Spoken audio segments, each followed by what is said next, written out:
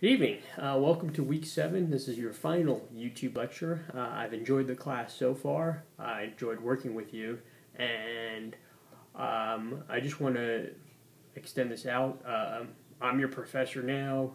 I may be your professor in the future, but no matter what, the way I look at it is, since you're students at American Public University, you always have me to contact. Always leave me your contact information. You can look me up on LinkedIn.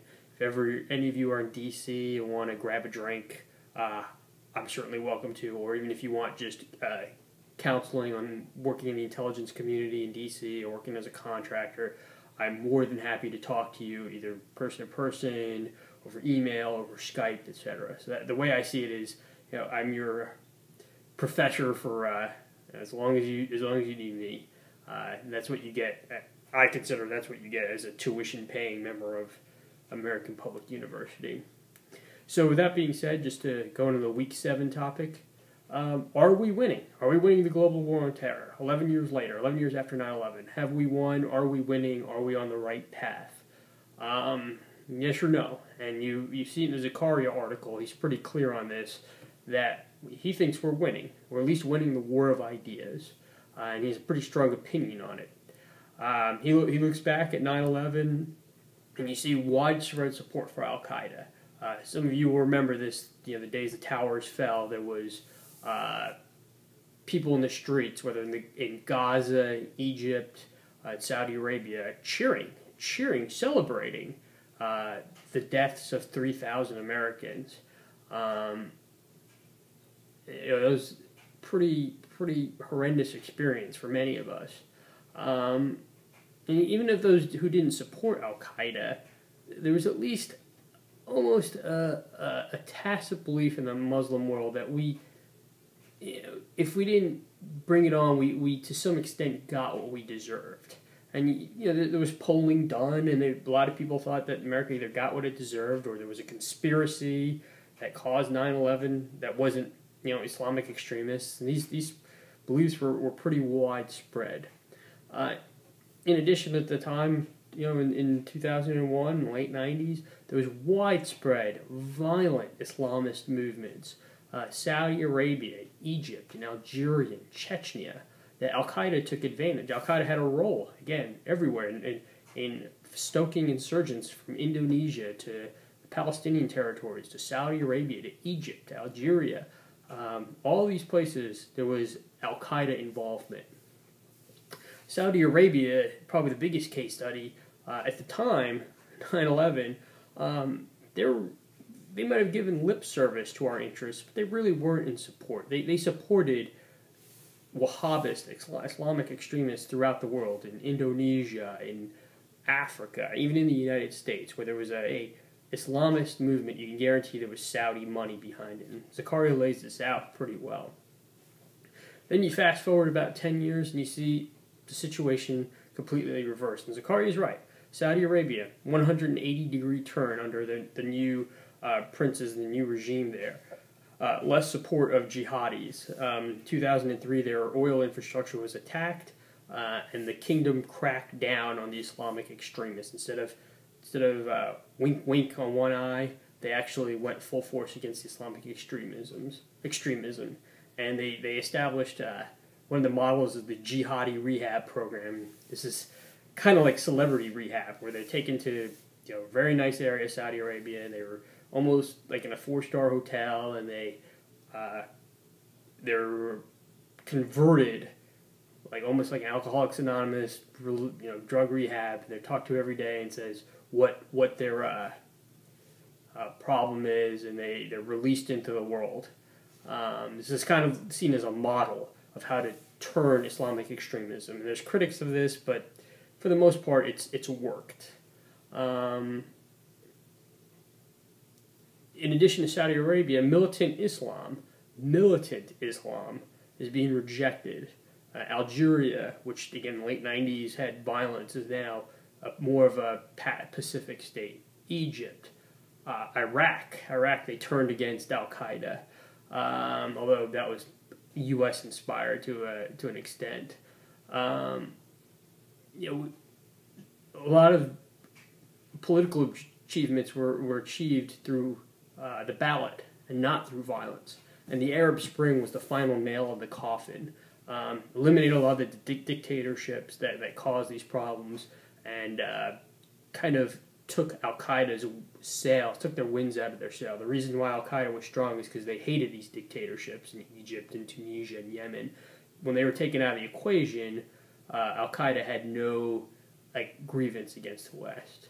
So Zakaria pretty much, and he's accurate. The article is accurate. He lays out a very convincing case for why we've won the global war on terror, why we've at least achieved marginal victories in it.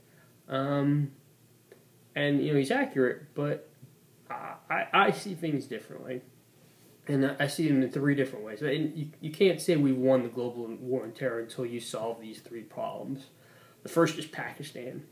The second is Yemen, as you've seen in your video, and the third would be the homegrown extremism in the United States. So, start with Pakistan. When Zakaria wrote the article in 2010, relations with Pakistan were beginning to sour.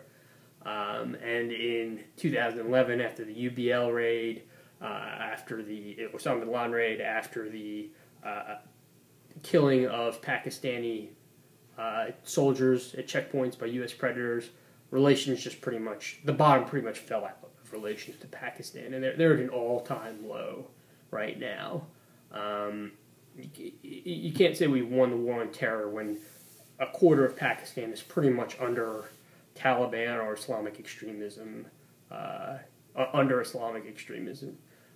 furthermore, you have the horrible combination of jihadism with nuclear weapons. If you want, you can win everywhere, but if you have that combination so close, there's no way you can say we've won the global war on terror. And as most of you know, if you've been to Afghanistan, if you ever dealt with Pakistan, the government talks out of both sides of their mouth. So they'll sell one thing to an American leader, sell one thing to an American congressman, and they'll practice something completely different. That deals with harboring Islamic extremists, deals with their relations with India, deals with their ability to influence the situation in Afghanistan. They'll say they'll help, but then they won't help a lot. And I think everyone who's studied Pakistan knows that's a pretty big issue. So that's issue one. Issue two is Yemen. Again, you can't say Islamic extremism is one if you can't deal with the problem in Yemen. Yemen now is becoming a failed state rapidly since the Arab Spring, and that's leading to the rise of Al-Qaeda in the Arabian Peninsula, which you've seen in the video. And I would say that even now, in 2012, Al-Qaeda in the Arabian Peninsula is the most dangerous group out there. They had excellent bomb maker in Assyria. They also had a really good one before Alaqui was killed, but they still have a decent propaganda campaign that can throw their tentacles in different parts, whether it's to reach Muslims in the United States or disgruntled Muslims in Europe. That's the most dangerous combination. To have that type of terrorism expertise along with that level of information operations is pretty insidious. Some of you remember the Al-Qaeda, the underwear bomber. You saw the video last week on it. Again, that was Al-Qaeda, Arabian Peninsula, Fort Hood shooter. 2010, they had a plot to use ricin as a WMD against the United States. And then 2010, they had the printer bomber plot, which was fortunately disrupted in time. But again, these plots show not only capability, it shows intent, and it also shows media savvy, the worst combination to have. So Yemen, we haven't dealt with that problem yet, and that's something that I think is going to occur generation. We're going to have some problem, it might not be AQAP, but there will be extremists operating in Yemen that very likely will present a threat to our national security for, I would say, a generation. Then the final issue is the homegrown extremism problem. It's unclear. We never had a huge homegrown extremism problem until 2008, 2009. We saw the Fort Hood shooter, that I consider homegrown extremism. We saw various other attacks against recruitment centers. We saw the Times Square bomber. All of these done by U.S. citizens or U.S. persons. And it's unclear why we've seen this kind of uptick. There's some theories on this. Why has homegrown extremism increased? One is that there's been an increase in anti-Islamic prejudice in the United States. And we've seen that in the last couple of years with the mosques, the Murfreesboro Mosque in Tennessee and the New York City Ground Zero Mosque, people protesting these. But we've always kind of had that in the United States. Another reason, and it's partly to explain, is the economy. The economy in 2008, 2009, 2010 has deteriorated significantly, and that you always see a rise in extremism. And that's partially true. But the one bizarre part of this is that, Hassan, the Fort Hood shooter, he was not wealthy, but well-educated, upper middle class, Times Square bomber. Again, educated, upper middle class, should have been living the American dream, yet they participate in these nefarious activities. So, the economy is partly to blame, but not always.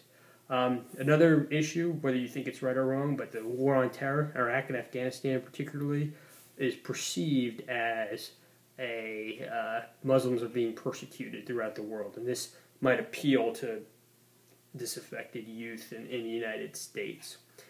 But the fourth reason that I think that it's occurring is that there was always a latent threat. There was a latent homegrown extremism threat, but what really touched it off was the spread of technology. Social media, YouTube, video chat, etc. Technology allows it to be more prolific. A 19-year-old kid in Minneapolis can now coordinate with Anwar al-Awlaki over Facebook. And then AQAP has a Facebook page. And they can coordinate. A 20-year-old can become radicalized in his living room by watching videos all day of American atrocities put together by the savvy media arm of Al-Qaeda in the Arabian Peninsula.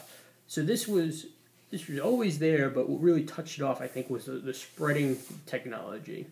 And what I don't want you to say is, I believe there is a homegrown extremism problem, but I don't think there's a Muslim problem. You'll hear that propaganda on some right-wing talk shows and stuff. I don't think that's an issue. But there is an issue with homegrown extremism that we've seen in the last few years that is a significant law enforcement challenge. So again, without dealing with those three things, you can't say that we've won the global war on terror. And that's just kind of my take on that. So I'll post the final this week. Please post the discussion board this week. And yeah, again, I've enjoyed. This will be the last YouTube lecture. I've enjoyed every one of you in my class. And if there's, again, issues on terrorism that you think are unresolved, please let me know. Issues with your careers, career progression, anything like that. Feel free to contact me and let me know.